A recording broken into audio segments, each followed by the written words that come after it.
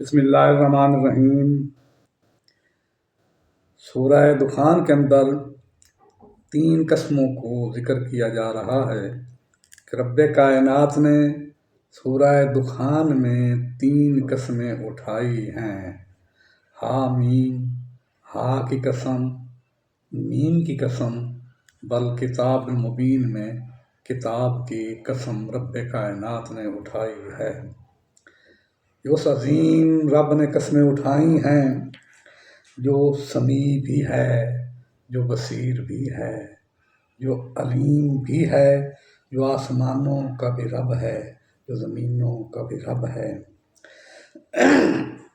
جو حی لا یموت ہے، جو شکور بھی ہے، جو غفور بھی ہے اور جو رحیم بھی ہے، جو ایک ہے، ایسا ایک الوہیت میں اس کا کوئی ثانی نہیں، جو ایسا مالک ہے کہ جس کا کوئی شریک نہیں، جو ایسا بے مثال ہے جس کا کوئی مثل نہیں، وہ ایسا بادشاہ ہے جس کا کوئی وزیر نہیں۔ رب کائنات رحیم ہے، ایسا رحیم ہے، ایسی رحمت والا ہے کہ حدیث پاک میں آتا ہے، حدیث قدسی ہے کہ کل قیامت کا جب دن ہوگا، رب کائنات کے حضور 2 انسانوں کو لایا جائے گا جن کے رجسٹر گناہوں سے بھرے ہوں گے۔ رب کائنات ان کو جہنم کی طرف چلانے کا حکم صادر فرمائے گا۔ جب وہ چلنے لگیں گے تو ایک ان میں سے شوٹر ہو جائے گا، بڑی تیزی سے دوڑ لگاتے ہوئے جہنم کی طرف جائے گا، اور دوسرا جو ہے وہ سلو سپیڈ کے ساتھ آہستہ آہستہ چلتا ہوا جب جا رہا ہوگا، بارہا پیچھے دیکھتا، کبھی مڑتا کبھی آگے چلتا۔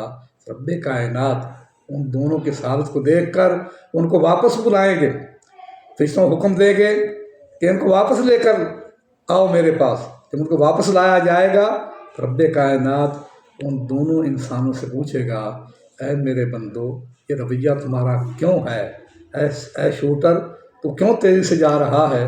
تو عرض کرے گا، الہی دنیا گزر گئی، زندگی گزاری، عیاشی میں گزاری، تیرا کوئی حکم نہیں ماننا۔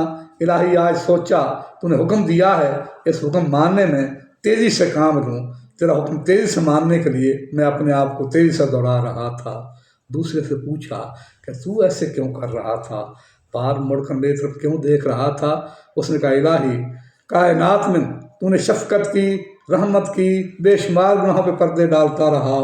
آج جب بار بار مڑ کر دیکھ رہا ہوں، اس امید پہ دیکھ رہا ہوں کہ ہو سکتا ہے تیری رحمت جوش میں آ جائے تو میرا کام بن جائے۔ رب کائنات ان کو فرمائے گا، جاؤ، میں تمہاری تمام خطاؤں کو معاف فرما کر تمہیں جنت الفردوس کے اندر داخل فرما دیا۔ وہ کتنا عظیم رب، وہ کتنا رحیم رب، جس نے اس کلام پاک کی قسم اٹھائی ہے۔ وہ اتنا مہربان کہ حدیث قدسی ہے، ایک بندہ جب مرنے لگے گا، بڑا ہی گناہ گار ہوگا، اولاد کو وہ وصیت کرے گا کہ اے میرے بچوں، جب مر جاؤں مجھے جلا کر میری راکھ کو اڑا دیا جائے تاکہ میں رب کائنات سامنے پیش ہی نہ ہو سکوں۔ نصیحت کے مطابق اس کے بیٹوں نے اس کو جلا کر اس کی راکھ کو ہوا میں اڑا دیا۔